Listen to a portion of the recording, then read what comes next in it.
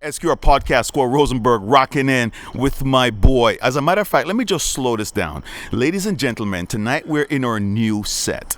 I'm getting a little bit ahead of myself because I am out of my pants right now with not only where we are, but who I'm sitting with right now. And usually my guests do a walk-in and all that stuff, but we're going to show you something special because tonight is epic. I want to take this moment right now to big up Ultimate Universe, Ultimate Knowledge, God Almighty Himself. When we sat down to record, there was a storm, there was a noise. I went for a walk and I said, God, this is an epic night you've blessed us with.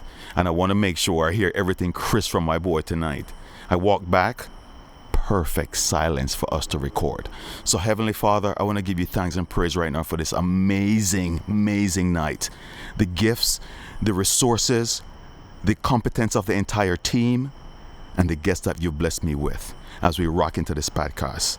Jesus' precious name, I give you thanks and praise. Amen. So with that said, tonight is an epic night, and as we crack in, SQR Podcast broadcasting live to tape, as it's called, from the Art Factory in Paterson, New Jersey, our new home. Epic location, epic things happening, epic guest tonight. I am honored to be sitting across from the one and only 90. Not 50 plus 40, 90. Thank you so much for being here, bro. Bong, bong, bong, bong, bong. Right. It's an honor. I appreciate that. Thank you. I've heard it in many different ways before. No, but this one is coming from a genuine admiration and honor of your presence. All right. Our connection, and I want to give a big shout out to one of our senior members of the SQR Podcast team, senior director, and the beautiful set that you see here is as a result of him, my boy Lou Amano. You came here through that connect, and I normally don't talk to my guests. I try to stay away from them, but we connected and I was able to dig a little bit into your life, and I did some research and I realized that it's an honor to sit across from you because of what you've done, where your mind is, and that's what I want my guests to tap into tonight. Okay. All right, cool. All right, so we're going to build a little bit more different. The set is dressed really well with some gorgeous paintings from you. Thank you so much, my youth. All right. But before I touch on the painting, let me do what I do best. Okay. Let's dig into you, 90. Let's go back to the beginning. When you were born, when you entered this world, what was the family makeup like? How many brothers, sisters? What was that dynamic like? I'm going to ask you to scoot up to the mic because I want to make sure I catch all of this. All right, so as a matter of fact, hold up. Wow. Yeah, you know what? I got to stick a pin right there. Right. I'm going to have my boy Manny, senior editor, bring you a Heineken so we can toast this off the right way. Big shout out to our sponsor. Thank you, sir. Bong. Thank you so much for being here. Right. Should turn it around so they can see it. No, they are seeing it. Okay. Bong, take a sip on that. All right. Nice. My beginning. I want to tell me about when you're born. I can't tell you as far as when I was born, but what I can remember. It's funny that you brought that up because I had a moment in my life when I look back and I had a memory of my mom and my dad holding my hands in Trinidad. And I remember I couldn't walk and they were holding my hands up, like making me skip, that kind of thing. And according to my mother, I was about 9 months. Some crazy shit like that. Okay. My dad says it's impossible, but my mom is telling my dad, how does he remember all that? Okay. Excuse me. Little that he says, well, maybe you told him and he remembered that way. No, I remembered it like it was yesterday. And I also remember a cow getting slaughtered as I was walking by, and the guy asked my mom. This is why it was really like it was yesterday. I'm from Trinidad, so his response, I remember, was like, "You want fresh meat?" And my mom was like, "No, thank you." And that memory went away. Yeah. My next memory was in St. Croix. So I was born in Trinidad and raised in St. Croix. Brothers, sisters, or Yeah. So when we started out, it was my sister and I, but there were more in St. Lucia and they were more in Trinidad. And my mom had hers and my dad had his. We came together and like it's about I'm the youngest of 12. You know. A soccer team, my youth. Yeah, but here's the thing. It's like my dad. He had a stepchild with one of his, and he had another 3.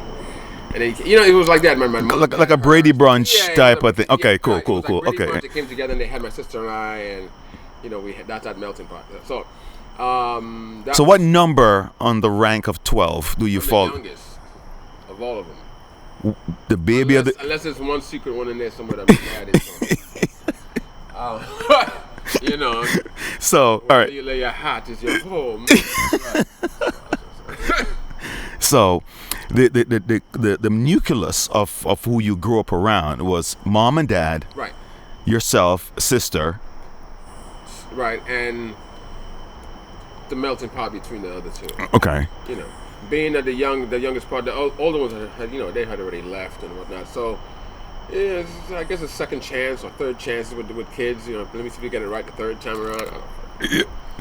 But it was that in St. Croix, and then from St. Croix to Puerto Rico, then from Puerto Rico to New York, and then from New York. Why all that movement? My dad.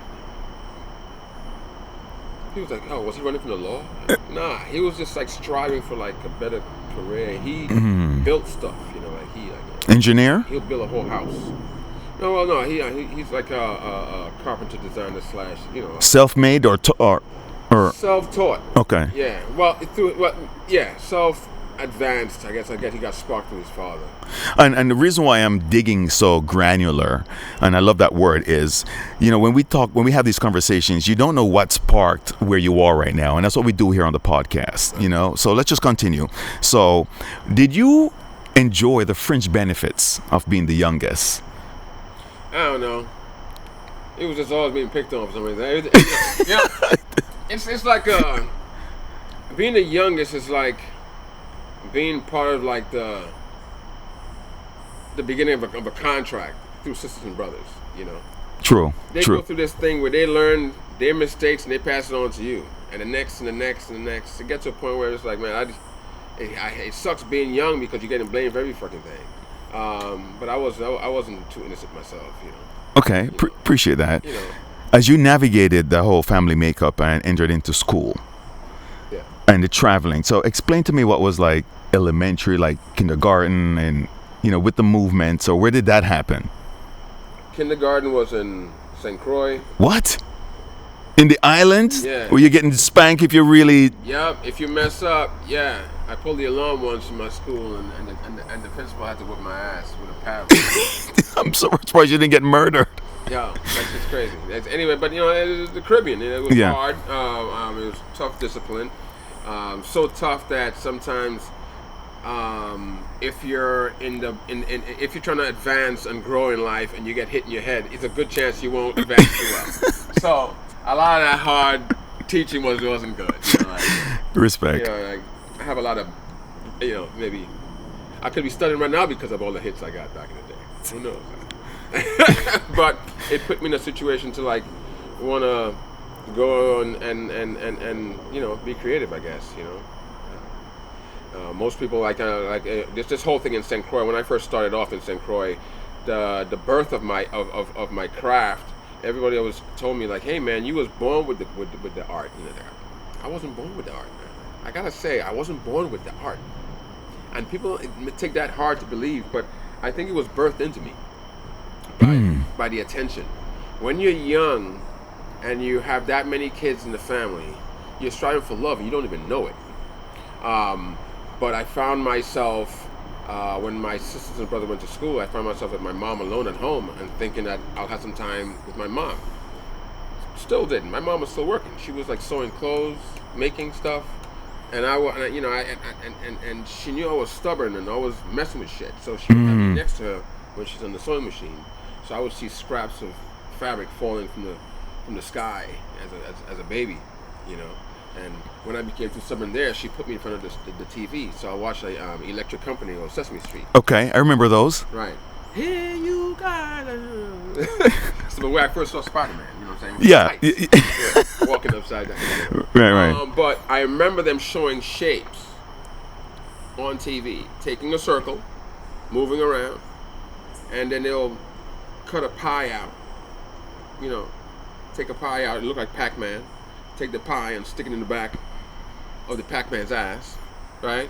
And it look like a fish. I remember I drew a fish like that. Yeah, that's how I learned. That's how I learned. Ain't that some shit? I've never met anybody who have seen that whole fish makeup thing. Listen to me. When I did that, I drew it out and showed it to my mother. My mother was on the phone with some woman with the cord, you know, cord and shit. And and when I showed her, she was like, "Oh my God, my son is so talented." On the phone. Now, I love that. I know she was crazy. I know she was bugging, but maybe she was trying to get off the phone with this woman. I don't know. But at the time, the attention, back to the love, the attention I got was from my mom doing that. And it was just the love I needed, and that was the love. I didn't know what love was. I was freaking 3.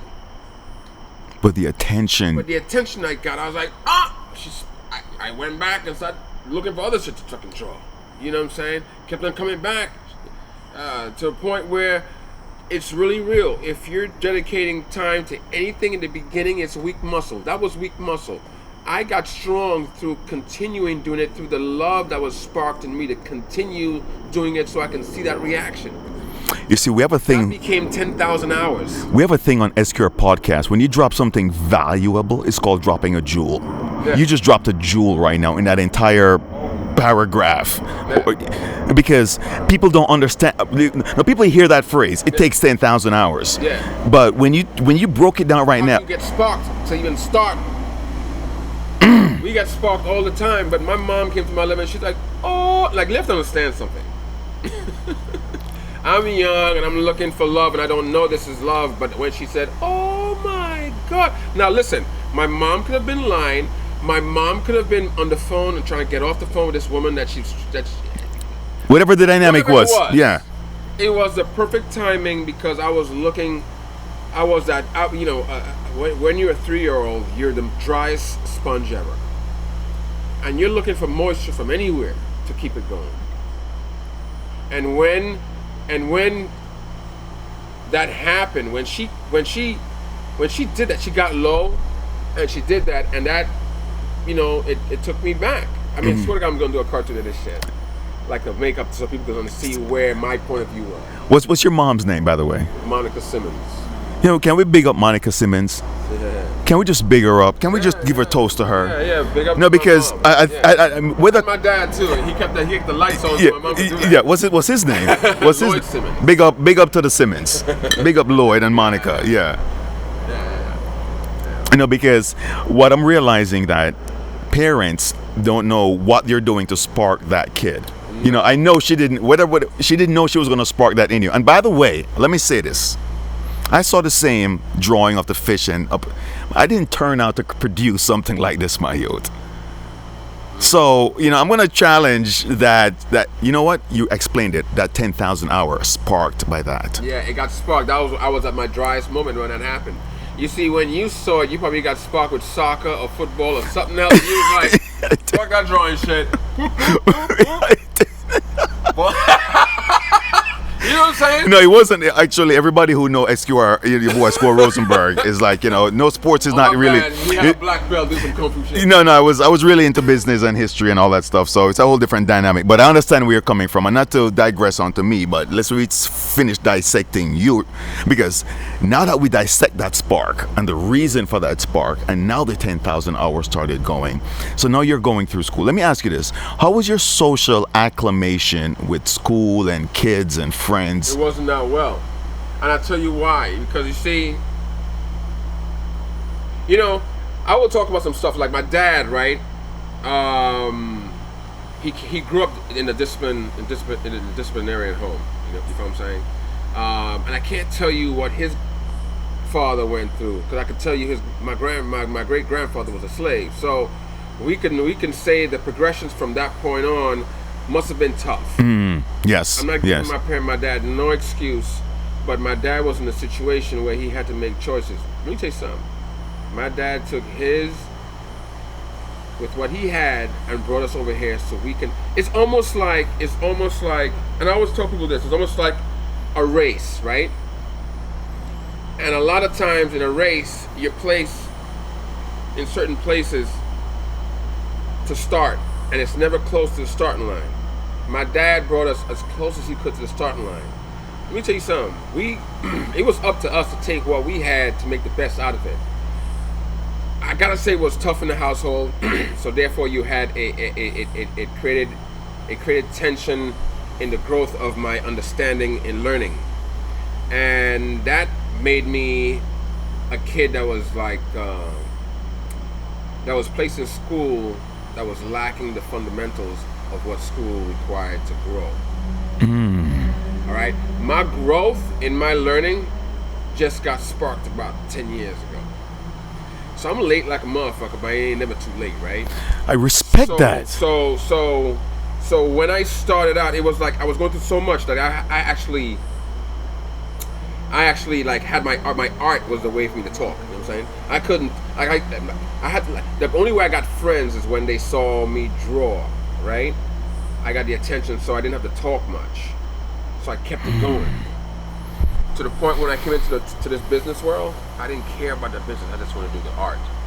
Biggest fucking mistake you could ever fucking do, right? So when I spoke about earlier, falling down and hitting rock bottom, and it's like you're getting off your mother titty, right? It gives you space to understand what rock bottom is, and from there you can create the best foundation when you start with the heart. But if I had gained anything up above, I would have fucked it up because my heart wasn't there. So and by the way, you just dropped what if I went through it with my family is like, you know, it was the best that was given to me, and I look at it like a fucking relay race. You feel what I'm saying? They pass me the baton, I take it further. Hopefully my son can pick up, but he's team mommy, so I'm still running around the fucking track. You know, but anyway. What's so funny is, but here's the deal. While I navigate this conversation with you, you dropped a couple jewels in that conversation regarding your dad's role in your life and your acclimation to school and the attention you got. And I want to slow that down because there's another kid out there right now with the same talent that's going to hear this podcast and go, holy shit, 90, I'm 90 right now. I'm that young 90. So you're giving us a flashback. So I kind of want to stay in that period before you give us because when we're done and you drop all this retrospective jewels, that's when they're going to stitch it together. You follow? Yeah. So let's continue to navigate this. As a matter of fact, let me do this. SQR Podcast, Cole Rosenberg. We'll take a quick break. We'll come back after this. I want to pick up your transition into high school, that dynamic. All right? And academics, the art, the girlfriend situation if there was one, and pick up from there and go on. All right? Stay tuned. I'm honored to be sitting here with my boy 90. See the artwork? You hear the knowledge? Stay tuned. More coming up. One. SQR Podcast, Cole Rosenberg rocking in right now. Ladies and gentlemen, I am honored to be here with my boy 90 Degrees as we wrap up a phenomenal podcast. It was an amazing powwow. And there's so many jewels that we didn't get a chance to really touch on because it was just an epic powwow that I want to invite you back to the table so we can really dissect that. However, as we wrap up this podcast, ladies and gentlemen, 90 Degrees is commissioned to do a beautiful piece for the SQR Podcast production, and you're going to get a chance to see him create it right here, right now. We're here in the Rock Room at SQR Pro Studios. The set has been eloquently dressed to just exhibit the work of 90 Degrees. And my look around. I mean, this thing. You got Eve right here. You got Slick Rick looking in the back, looking down at us. Historical pieces that used to be at the Rhapsody Tigger's basement back in the day, BET. So. Talk about it. Stuff that we brought down back in the day. I just figured it was time to review on some of the other pieces. We have been glorifying all these other, canvases that I brought down before, but why not bring out the others? So. And show the range of the work, because Eve looks official. I mean, I like the John Rowe piece in the back. That's epic. Bong, SQR Podcast, Cole Rosenberg, rocking with my boy 90. And what's so funny is, people, you were talking about being on Tamron Hall. And I said to you, you're going to be on Tamron Hall. And as much as I admire her and her program, I got to say to you, they're not going to get what I get here on SQR Podcast, because what I do best is dissect my guests. You know, we take our guests from birth to right now. Educate, entertain, and encourage is the mantra of the podcast. And as we sip on Heineken, the perfect beer from our sponsor, we're going to do that, and we talk, drink responsibly here on SQR Podcast. So don't get it twisted. So let's rock in. All right. So we went through the journey from birth, St. Croix, the Puerto Rico, you know, back to New York, and I loved how you complimented your father on doing his best to get you as close to the finish line as possible. And I love that analogy, because you know what? Fathers don't usually get that big up. No. I just know that we're not in a perfect world, and if people think people are perfect, I just feel like, you know, like, the worst thing you could do is just settle on just being imperfect, but we can strive for perfection. And I just, like, you know, sometimes, like, you know, it might not have been as far as they want him to go. God damn it! I don't know. I almost lost my whole life through the fact that my son had to leave, and through divorce, and it was just him. I was losing my mind with just him in life, and he was maintaining freaking a soccer team. I just like, man, listen. So let's navigate. More power to him, you know. Like, no, but I want to take the second stage of, like, you know. Excuse me. Take your time. Another thing about this Heineken is how you burn. So I'm just looking at it as this, in a metaphor of zooming out and not dealing with the detail of life. I feel like it's up to me to take whatever this metaphor of a relay race, taking this baton and taking it and let me see what I can do with it. I'm happy to be here.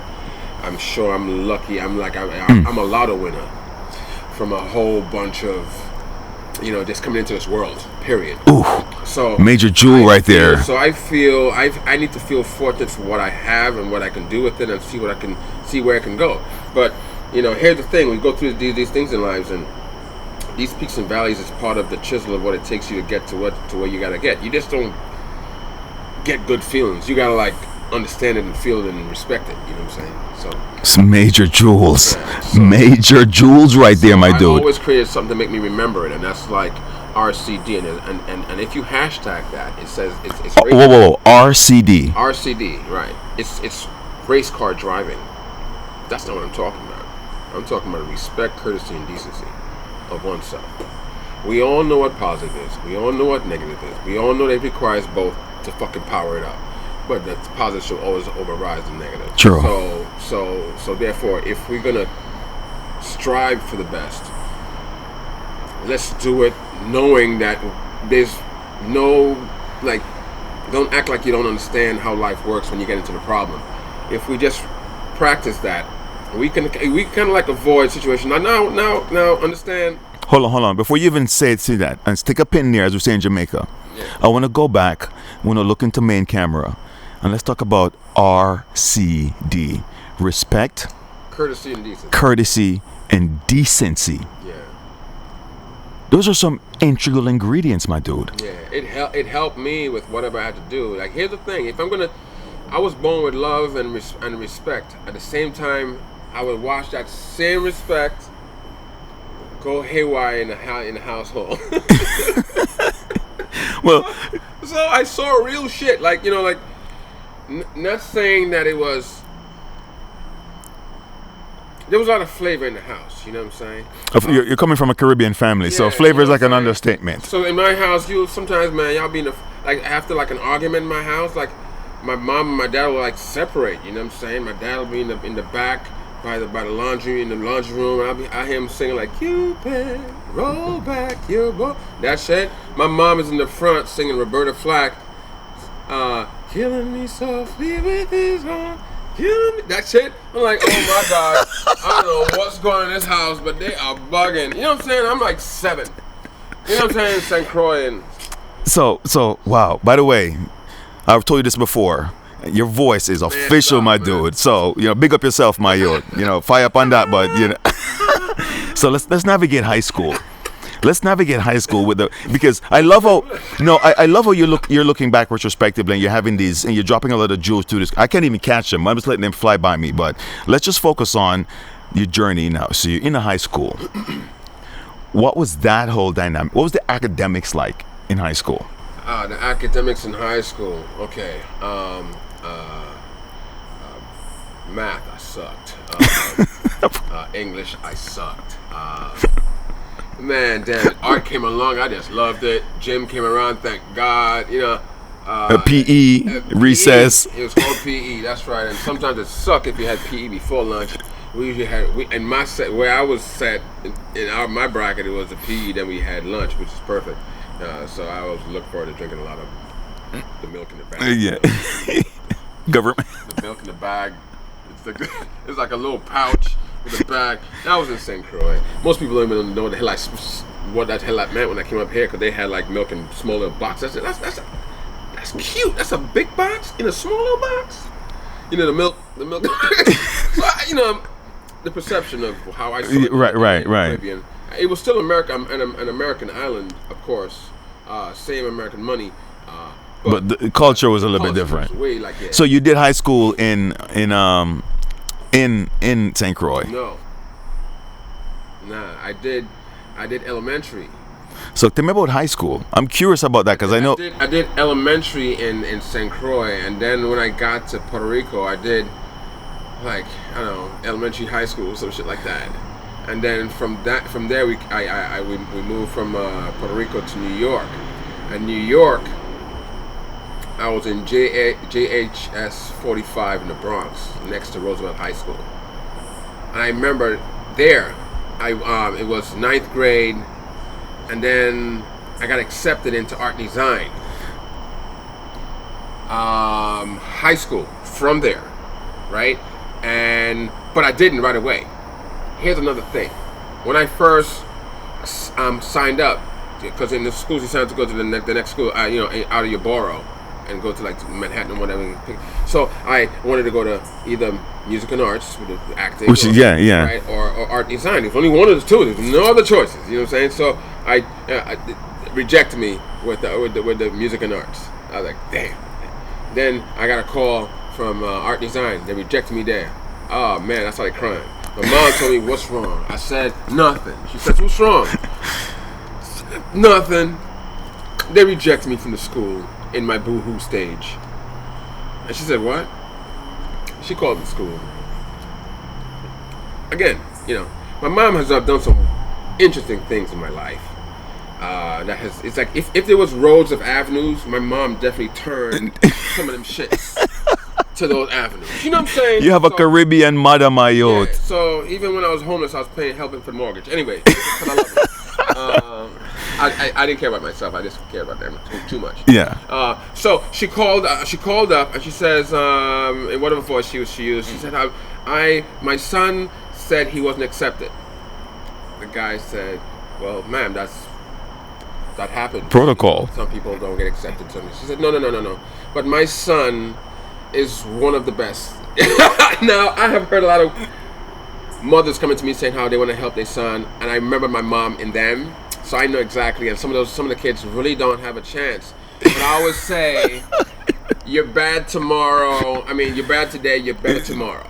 You know what I'm saying? Major Jewel. So it doesn't matter where Major they're at, Jewel. you know what I'm saying? They'll get better. So sometimes you get ridiculed and yeah. told you shit is whack or whatever. It's just today in social media when you say shit is whack, it's just a bunch of people, so it becomes worse. Where thank God I didn't have that, because if social media wasn't around back in the day, I may not have been drawing today.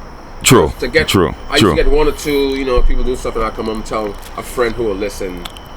They put a line to my shit. My dad did the same thing.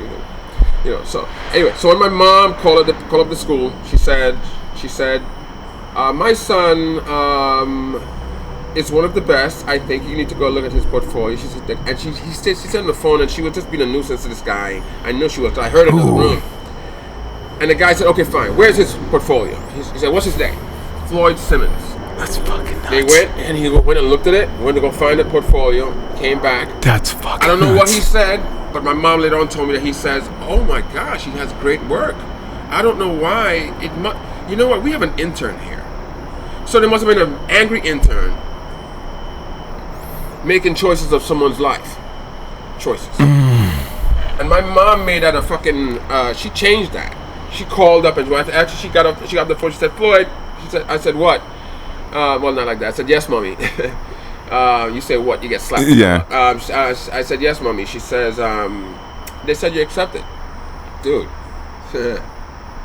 Shit. SQR Podcast, Cole Rosenberg. My boy 90 just going in on mom's dedication to get him to the end. Listen, I got to take a quick break. We got to come back. I want to pick up from right there. And don't even move from that seat. Don't even take a breather. I want to pick up from right there. Right after these messages. We'll be right back. One.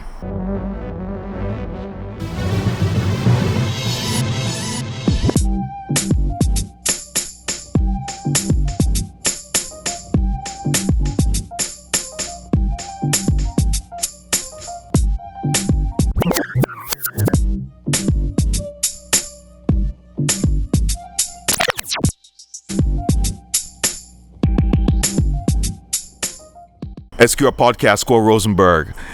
The dedication and persistency of mom. Can we just toast to that, my dude? Yep. Talk about steering. This is like drunken history. Never that. I'm just saying. Because Here's the thing.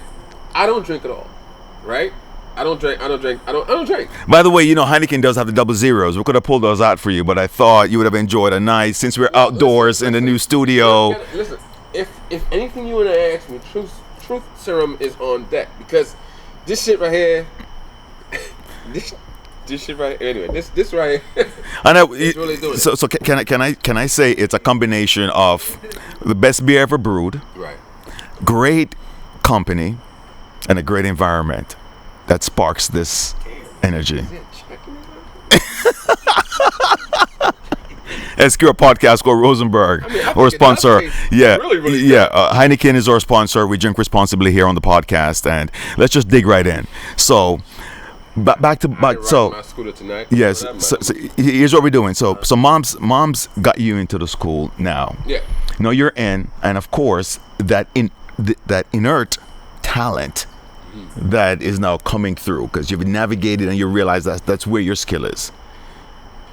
Share with me your first ability to draw in that new school and when they were like, oh, okay, this is who we're dealing with. Art design? Yes.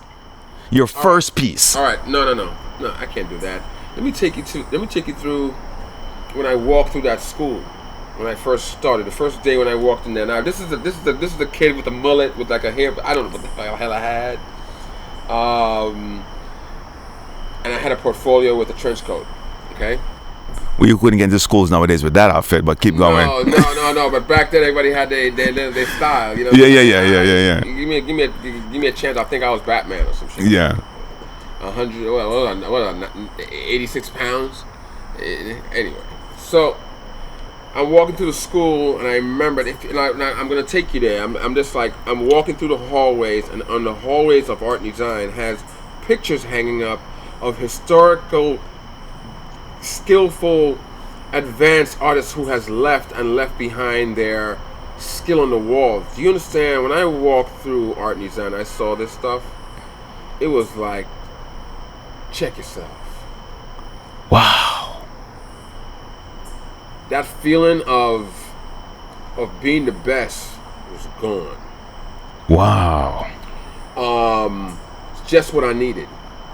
And that was the beginning of worth ethic, of skill and conquer, because others did so much shit from origami to 3D to sketching to realism to abstract to dude, like that. That's why I'm so like the shit I do now is all part of that. That experience of walking and seeing that elevated that to the sneaker. You feel what I'm saying? Yeah. By the way, that's redonkulous, bro. You know, that's all me. Like that's like I'll take it to another level. It's just because I don't like having the same thing everybody else have. So anyway, back when I was in the schools, but when I walked through those hallways and I saw that stuff, it was like, check yourself. Now I can actually feel what it's like to want to do better. Things make you want to do better, not because they're better than you, but you see what it takes to get there. Let me ask you this. You know, so I was right along. I was sparked right there. Fundamentals of art. So, talking to you, I realized that your awareness, self-awareness, environment awareness, is very interesting, even at a young age. Looking back retrospectively, do you think, or can you put a finger on a person or a thing, or what was it for making you that so self-aware? Because I know it complements your artistic view on things. I was watching a late program once, and I saw this old man saying, if you want to learn something, ask an old person. They will love to tell you, right? So I used to see certain people, and I would ask them, I'll do that. And it's weird, but they'll tell you certain things. Now, you don't always get it, you know, because they'll say, like this one guy said, this one, and I remember like it was yesterday, this one guy said, all you have is your youth and your brains. You destroy that, it's all gone. And I was like, that was wise. I walked away, I was like, I don't know what the fuck you was talking about. And that was it, you know what I'm saying? Thank you. Later Thank you. on, Thank that you. actually came back to play, and it made a lot of sense. So all these things I asked because of what I saw on a late night, it started to, okay, yeah, late night for real. Coming up. So I remember like getting little jewels like that, and I gotta tell you, most of that was just like important stuff in a room. Put a dirty room of a bunch of important stuff. And I didn't know what to do with none of this shit. As I got older, and I told you I was sparked 10 years ago, I was able to go back and get all this shit and put it in order and organize it and start to recognize. And that's what I want to get to. That fact that you were so vulnerable and honest that you were sparked 10 years ago. Yeah. And the ability to categorize and clean up the Rolodex and organize all these experiences. So before I get to there, which we're going to get to shortly. Unorganized mind. Yeah, you know, I'm so impressed by that. So let's just finish this up. So you're into school, boom, you're into the art school. You're inspired by the work on the which is amazing. That far, huh? Okay. Yeah, which is so now you're here and you're in school. You're now in the art school. Things are booming, right? The formation of 90, where did that come in? No, that was later on. I was always Floyd Simmons. I would always sign Floyd Simmons. You know, you have to understand, I was in New York when I was in art design. After art design, we moved to Atlanta. I was like, what the fuck? Oh, I shit. couldn't even finish my high school. Now I'm in Atlanta, Georgia, at Redan High School. From New York to Atlanta. I left school. I never graduated. I left and came up to New York, and that's when the music started. Not necessarily the music of hip hop, but the musical rhythm of where my heart needed to grow. Like, your heart's always looking for a place to root, and it wasn't rooting. In my household, it wasn't rooting. I left. I was done. I came to. I took a bus to New York, and I had next to nothing. You know what I'm saying? Like, Who are you gonna stay with? I would stay with my sister in a room, but that didn't work out because her boyfriend, and he didn't like me and shit. So that didn't work out. I then went to stay with my aunt in Brooklyn, and that's when I did my first portrait. And it was Spike Lee. Bong, SQL podcast called Rosenberg. So 90 Degrees is was commissioned and is commissioned to do a nice piece for us, and we're gonna get that in as he puts that 50 and the Mad Rapper piece back in this beautiful set. We just want to let you know, SQR Pro Studios is hosting everything that we do here. The crew is ready to go. We're having a lot of fun, and we're really enjoying just building. 90. Thank you, bro. You're welcome. What's your drive? What's my drive? The things I love the most, man, which is the art. At the end of the day, you're gonna have personalities of different people, and sometimes you just have to learn how to deal with it and push through it, you know. And hopefully they understand somewhere along the way that, oh my gosh, I didn't know it was that intricate, or it was that difficult, or, you know, You can force people to understand a lot when the job is done. But pre the job, they don't know what the hell is going on. They judge you. And then when it's done, they glorify you. Major Jewel. Major Jewel. Major Jewel.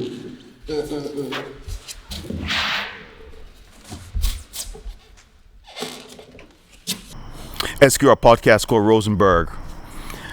You see how we're taking our time to dissect the Honorable 90. And I use the word honorable worthily because your energy is superb. You know, as I said before, big up yourself, Royal Flush. But when Royal Flush was here, sitting across from me, Royal Flush said energy over everything. And your energy has been spectacular. Nice. And I love the way I am a part, or the whole SQR, you know, podcast is a part of the journey of your wokeness in this 10-year journey. And we spoke about the Spike Lee piece that you did. And as we moved on from that, and I want to transition into the iconic transformation from Floyd Simmons to 90. When did that happen? Floyd Simmons to 90. This happened when I came to New York. That's why I kind of admire your logo, because my logo a long time ago was a silhouette of myself with like hair all crazy and stuff, with a question mark in my face. So it was a black face. Not Okay. a black face. You know what I'm saying? It was a silhouette, but it was black for logo purposes. Right. For branding purposes. And it had a question mark, a white question mark over the face. It's funny, like today you see a lot of people doing this identity block thing. Yeah.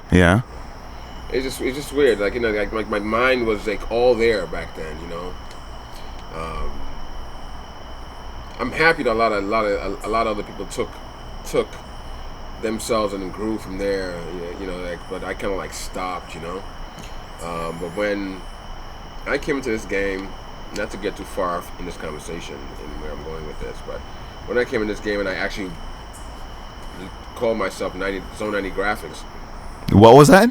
Zone 90 Graphics. Zone 90 Graphics. Yeah. So I was just like, because everybody had a name, and I wanted mine to mean something, and I was like, I can't do 9 because this other guy took 9. Yeah, there was a rapper by the name of Nine. And Yeah. like, shit, that I didn't get to lock that in long enough. So I was like, well, 90 degrees. Yeah, I'm kind of hot.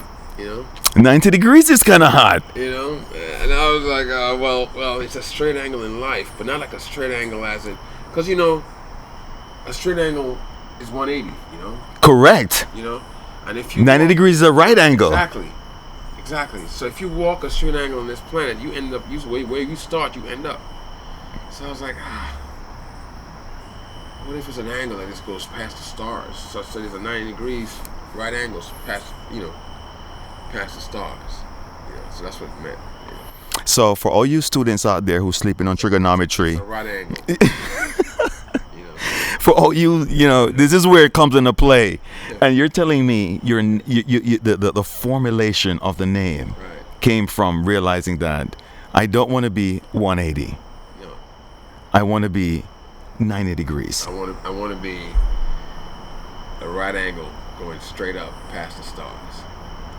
So what a jewel. You have to understand something. I left home, and the only thing that kept me in line is when my mom said, Floyd, go clean the room. Floyd, yes, mommy. Yeah, when I left home, I didn't have none of that. So I needed some kind of a meaning to my discipline, to my name. So when I heard it, I had to know that it was Floyd, stay in line. Floyd, don't mess up. So I had my own description. Ooh. So when people call me 90, when they first started calling me 90, I didn't even respond. Because your name is 90 degrees. Right. Yeah. So 90, like a 9D, you know what I'm saying? So when I first called myself 90, which is 90 degrees, 90, 90, Yeah. You were in the hood, so everybody's gonna abbreviate your nickname. People got a little, they got their own little spin, So, when they call, they do like the whole 90 call thing. I wasn't responding. Apparently, I wasn't used to my name yet. Oh. And this was Apache, Anybody who knows who Apache is from back. Apache is. I need a gangster bitch. I need a gangster. My man, passed away. R.I.P. Let's lift something up. Yeah. R.I.P. to Apache. Yeah. My man Lati French too, his brother. Real cool dude. So I remember after a while it took a second, but when it finally started locking in, it was like, holy shit, I'm not responding to Floyd anymore. I wanted to grow out of Floyd. Floyd was a young boy not understanding and just getting pushed around and this and that. So I built the core of 90 is pretty fucking strong. The young 90 is the foundation of young me was just me saying I'm gonna do what it takes to get there. I don't care what it is, I'm gonna do it. And if I make a mistake, I'm gonna keep on going. And that shit is crazy dope. Now I wasn't doing that today. It's now I just want to always go to the gym and stay healthy and live another day. People are like, damn, you know a lot of good shit, a lot of positive stuff. No. I figured this. The only reason why I learned a lot of right things is because I've been wrong so fucking long. Ooh, major jewel. You slow up, my youth. You pull up the brakes, my youth. Pull up the blood clot brakes, my youth. You said the only reason you're so right now because you've been so wrong so many times. Realize that hiccups are designed to get you on the right track with the right perspective. To when you feel it, to remember it. So you better if you don't feel it, you're not gonna retain it. I don't care what it is. I'm gonna say one more time. I started recognizing serious strength in mental and physical energy. Alright? And I'll tell people this right now. Here's the camera. Right. I'll tell people right now, there are times you're gonna pick up weight and it's gonna be too heavy. And you're gonna react for it. You're gonna react like it's painful. Which is something we gotta do sometimes. But when you react in such a way that it affects others. Here's the thing. You stick at that weight, you'll get stronger and you react the same way. Then you look, you understand what I'm saying? More resolve, you look stronger. You handle it, right? You could handle it better. That's why a lot of times it's powerful. When people are talking and they don't understand something, they get all loud and crazy because they don't understand something. And they're getting embarrassed. That's so powerful. You know what I'm saying? And they overreact, and it could change a whole environment. You know what I'm saying? It could change the feeling of a whole job. Let me tell you something. Not only do I respect what you just dropped on us right now, but if I'm not careful, we could be talking here for hours and dropping nothing but jewel. You know what I mean? But there's gonna be a channel that we're gonna create for you to just drop consistent jewel for my But I gotta keep you on this track. I gotta keep you on this track because your life's journey is still so fascinating that I want to get to now. You follow? So to recap, the 90 vibe. We came up with 90 degrees. We realized how we got there. Now you start drawing in New York. You drew for Tupac. Yeah. You're working in a store. He comes. Check this out. I was working in a store called Boss Records. It was owned by Kevin Childs. He now owns Don Diva and, magazine and such and such. I was outside painting in Boss. Now, they will have us airbrushing outside on an easel like this. Outside, and we will paint outside, and people will stop and go in the store and buy clothes. So one day when I was painting outside in Harlem next to the Apollo, I'm painting and this guy walks on, painting Das Effects, Most people who don't know who that is, bump, stickity, bump, huh? I got the rope. And what that do? Those guys, right? I'm painting, he comes behind me and he's like, oh, that shit's dope. And the first thing I smelled was someone's bad breath. It was Tupac's bad breath. I didn't see him, and I wear my emotions in my sleeves. I was just like, he couldn't see me, but I was like, and I turned around and I was like, oh shit, Tupac from Juice. Maybe I should be turning this way, right? I said, Tupac from Juice. I'm like, oh shoot. I'm like, he's like, yo, you could paint a portrait of me. I said, yeah, of course I could paint a portrait of you. He said, I want to get a full body on this coconut jacket, and black trench, like a 3/4 jacket. And I was like, yeah. He said, how much? I said, like $280. He was like, God damn, how much for half a body? I said,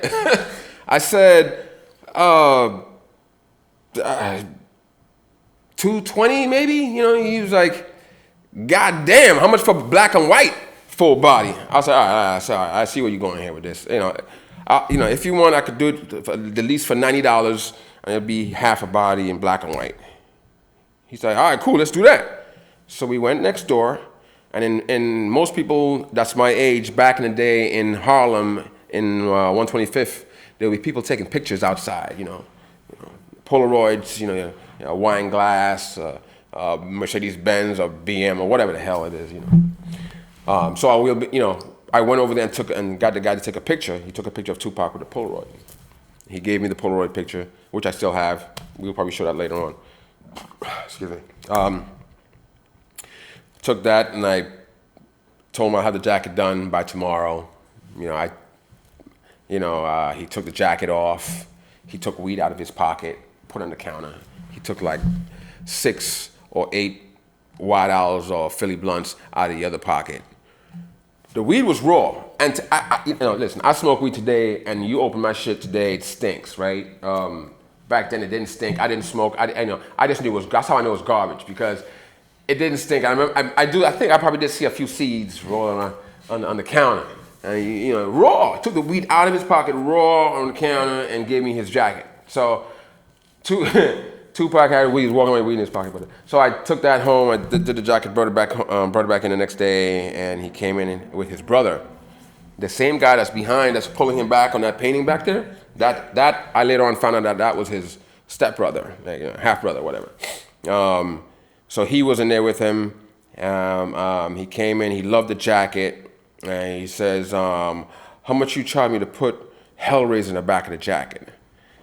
I was like, oh boy. I said, well, there's 3 prices. There's a graffiti, there's a bubble letters, and just stroke letters, just like line letters, looking like Halloween and shit, Ooh, type shit, So he was like, how much for the graffiti? I said, the graffiti is gonna be like, it's about $7 a letter, or $6 a letter, something like that. He was like, God damn. So I was like, listen, the stroke letter is cheaper. It's like $2.50 a letter, $2 a letter. He said, all right, let me get that. $2.50 a letter. He said, let me get that. I painted Hellraiser in the back of his jacket, faded it from red into the white of the whatever paint I used, and I was done. He said he loved it. He said, how much is it to put rhinestones in the jacket? I was like, Pop, it's gonna cost 47 cents a stone. To flood that jacket, it's gonna be close to about $80. You don't fucking, He says, yeah, let me get it. And in my mind, I'm like, what the fuck? I just wasted all this time on this jacket, and now you want rhinestones on there that I'm not gonna get paid for because they're in my stones, but I was happy to put it on anyway because I got to spend more time with Tupac.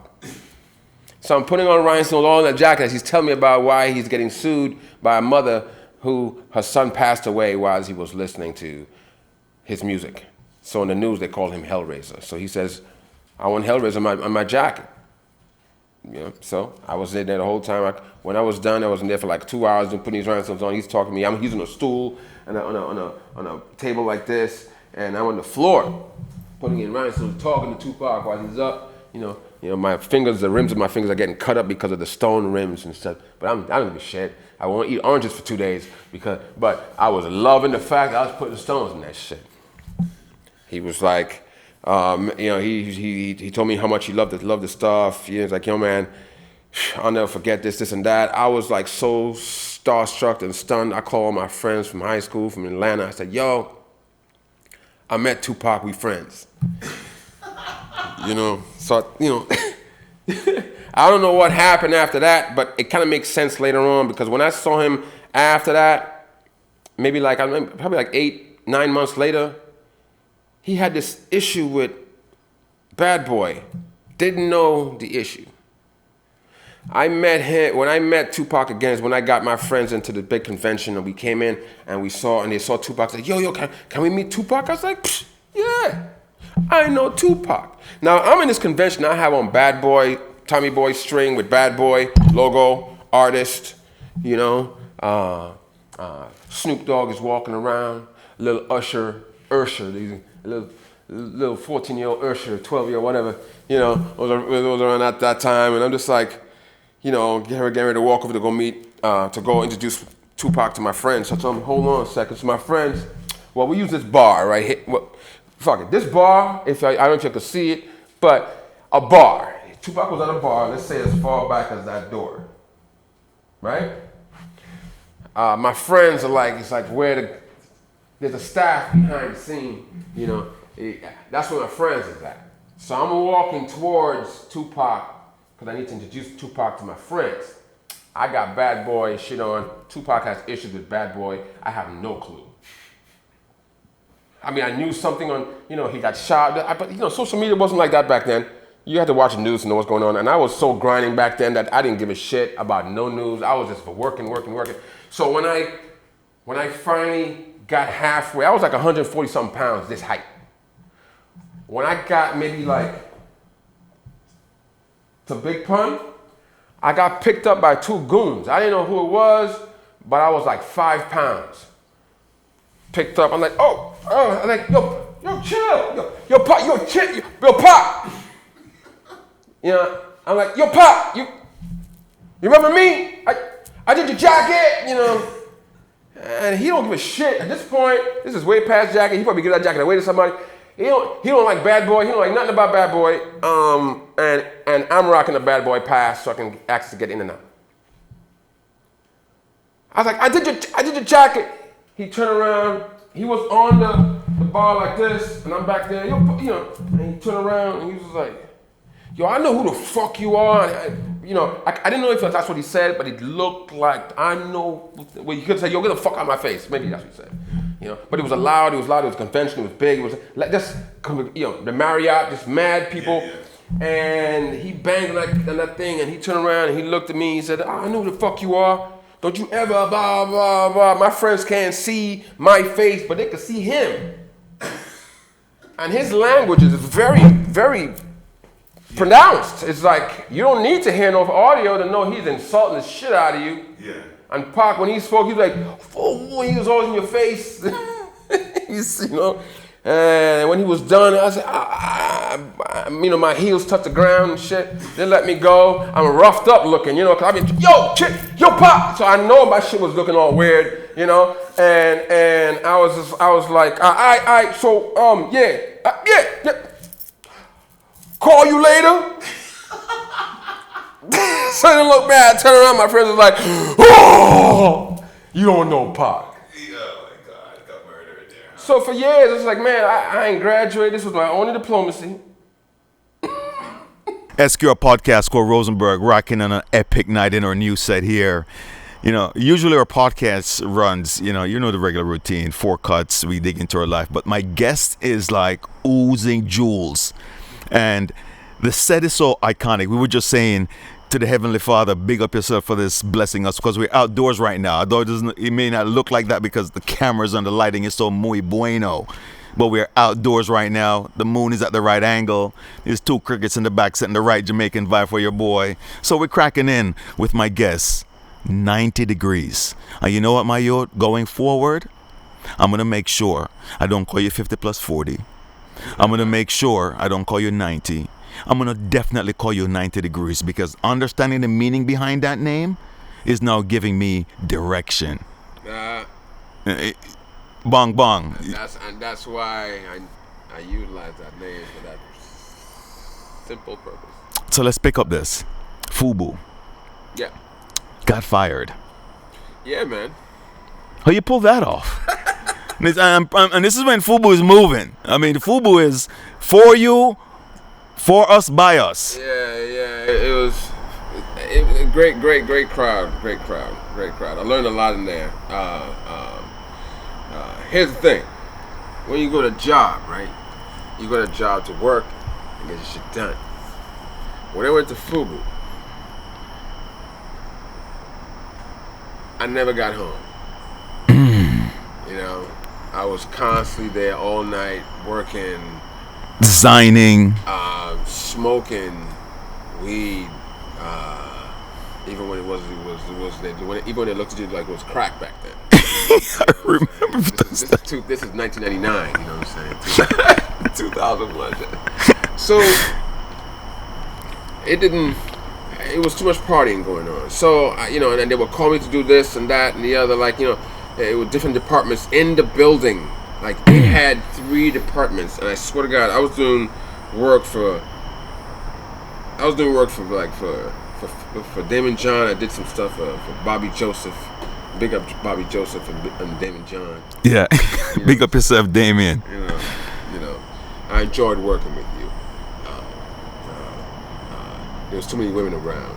There was too much Distractions. Distraction. There you go. That's the best way to say it. Yeah. There was too much distractions. So after that, it became a problem where I couldn't be achievable. I screwed that up. I got fired. And you knew you dropped the ball. Yeah, I fucked up. Okay. I fucked up. He even called me to the office and said, "Man, Floyd, I gotta let you go." I was like, whatever. Knowing that I could have said something because y'all got me doing this and got me doing that. No, that's your fault. That's not my fault. I could have said something, but I was too young. I was too stupid. I couldn't stand for myself. You owe me a payout or something. You know what I'm saying? Yeah.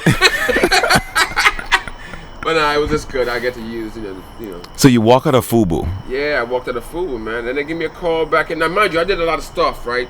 My last project when I did in there was the Muhammad Ali project, right? Muhammad Ali. Okay, so you know what? I'm gonna be straight up with you. I want you to explain a little bit what was because I don't remember the Muhammad Ali project. I'm not even gonna play myself as a host and be like, oh yeah.